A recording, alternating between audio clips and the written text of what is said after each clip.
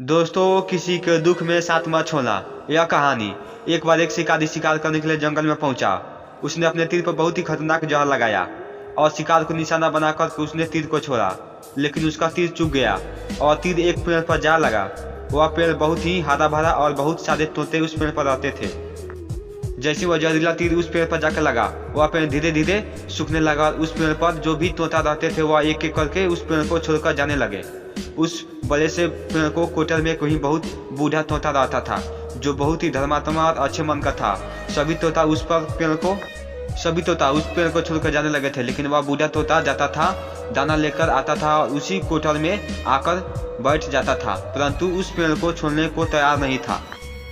बूढ़े तोते के साथियों ने कई बार आकर उसे समझाया कि यह पेड़ सूख रहा है और किसी दिन गिर भी जाएगा, चलो किसी और पेड़ पर चलकर रहा जाए, परंतु वह बूढ़ा तोता वहां से जाने को तैयार नहीं हो रहा था। यह बात देवराज इंद्र तक भी पहुंची। उन्हें बताया गया कि एक तोता है, वह जिस पेड़ पर रहता है उस पेड़ पर एक जहरीली तीर लगने के कारण सूखने और गिरने और खत्म होने के कगार पर आ पहुंचा है, और वह एक बूढ़ा तोता अभी भी वहीं पेड़ पर रहता है। वह दाना लेकर आता है और वहीं पर रहता है, जबकि उस जंगल में बहुत सारे पेड़ हैं, लेकिन वह उसी पेड़ पर रह रहा है। यह बात को सुनकर देवराज इंद्र प्रकट हुए और उस बूढ़े तोते से कहने लगे कि आप बहुत धर्मात्मा हैं, बहुत ही अच्छे मन के हैं, लेकिन आप इस पेड़ को छोड़कर किसी और पेड़ पर चले जाइए, क्योंकि यह पेड़ कुछ ही दिनों में गिर जाएगा।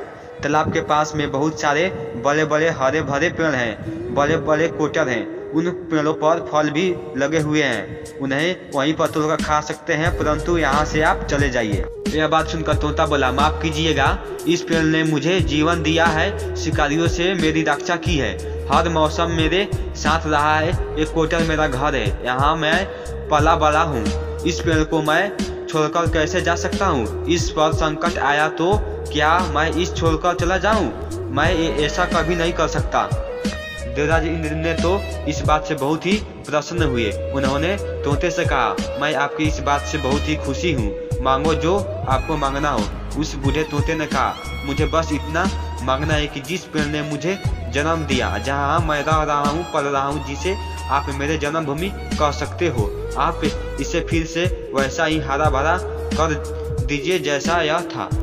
देवराज इंद्र ने उस अमृत पेड़ को सींच दिया और पहले की तरह हरा भरा कर दिया। अब वह वापस से उस पेड़ पर आकर बाकी के सारे तोते रहने लगे। वह बूढ़ा तोता कुछ समय तक जिंदा रहा और फिर उसकी मृत्यु हो गई और वह स्वर्गवास में चला गया।